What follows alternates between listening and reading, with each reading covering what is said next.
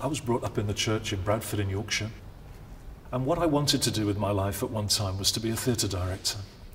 So I went to university to study drama, but while I was there, I really got a sense from God that I was called perhaps to be there to help people in different ways. So I went to a selection conference to be ordained, and they asked me, why do you want to be a priest? And I'm afraid what I said was, I can't think of anything better to do. As soon as the words came out of my mouth, I thought, I hope they understand that in the spirit that I meant it.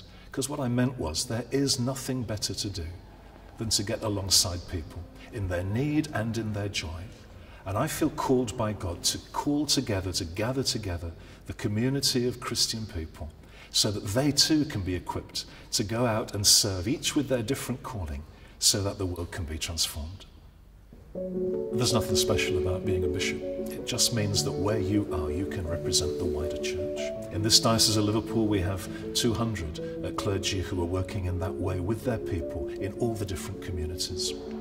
The rector of Liverpool, Crispin Paling, inhabits a church, the ancient church of this city, and ministers to the legal community, to the civic community, as well as opening his doors to all those who come there.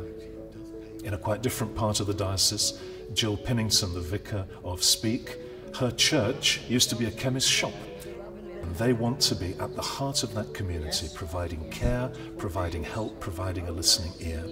That holistic ministry, the proclamation of the gospel and the caring for the poor, is the DNA of our diocese, and I believe now of the whole Church of England. In the Bible, St. Paul says, if Christ is not raised, then our faith means nothing.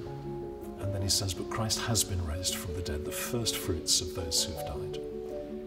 That speaks of a glorious hope for the future. But the same Christ who was raised from the dead talks about eternal life here in the present.